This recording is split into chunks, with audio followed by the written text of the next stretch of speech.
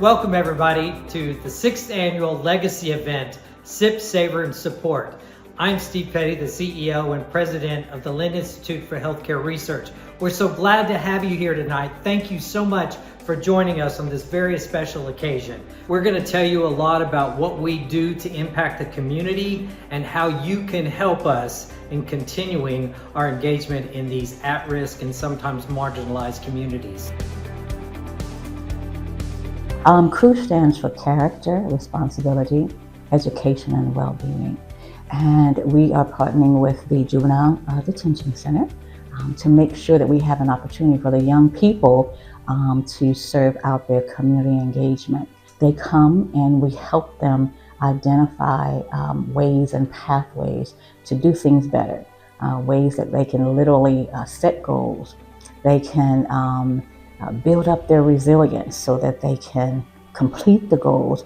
And by doing this, we're contributing not only to their well-being, but then the well-being of the community as a whole, because as young people, they are our investment. And we also go inside with the Berry House with the young ladies. We're working on giving them raised beds so that they can nurture a garden. And also got it set so that a muralist will come in and kind of brighten their atmosphere.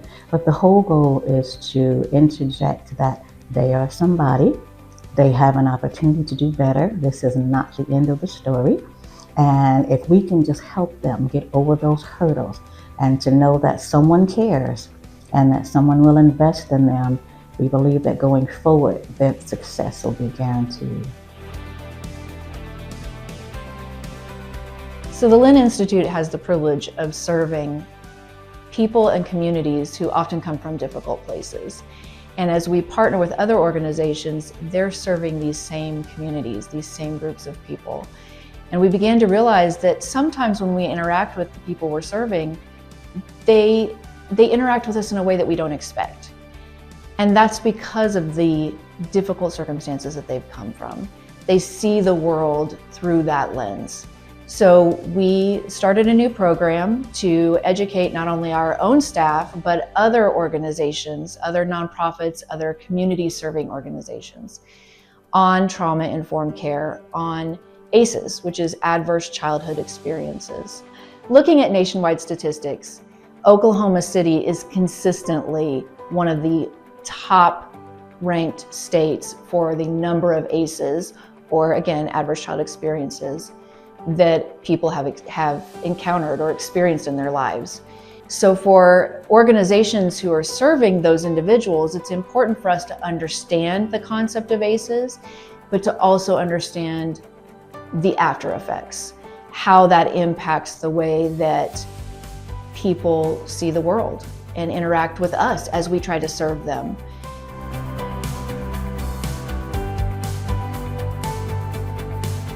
Yeah, so last year was our first year in the garden. We had a good year. We grew about 4,000 pounds of produce and kind of got the garden dialed in. With this being our second year, we're already on track to grow 6,000 and looking to close out between 10 and 12,000 at the end of the year.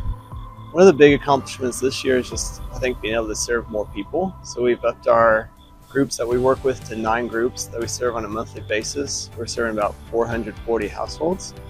And just visiting some of these new sites, getting to meet some of the new people and kind of see how they're helping their communities and how we can play a part in that has been really great. Yeah, so this year we've been able to roll out our sponsorship programs for the beds. We've had a couple sponsors that have come along to partner with us. And that's really helped us just be able to buy more supplies and get kind of more produce out. And so we're hoping to expand that operation going forward, just seeing who can join us in this effort to kind of feed our communities nutritious food. Yeah, so another one of the big things we accomplished this year was kind of revitalizing some of the courtyard area. So you can see the pergola is up behind us. We've also kind of taken out some of the hard to walk pathways and replaced it with limestone. And so we're just excited to host more events, be able to do more things out here, smaller groups, education classes, things that this garden is really meant to kind of encourage. And this is just a glimpse of the work happening right here in Oklahoma City. Through our monthly Lunch and Learn program, we provide education on a wide range of topics designed to improve the health and wellness of our community. Our On the Road to Health series goes even deeper, offering classes on exercise, nutrition, disease management, and much more, equipping people with the tools they need for healthier lives. Last year, we expanded our reach with new programs for seniors through our monthly coffee talks, where older adults can gain valuable health knowledge in a welcoming and relaxed setting. We also launched a mental health series in Spanish, making vital resources accessible to our Hispanic neighbors. The Lynn Institute also serves as a hub for collaboration, bringing together nonprofits across the city through our Healthy, Hopeful Communities Collaborative. Together, we're creating a collective impact that reaches far beyond what any one organization could do alone.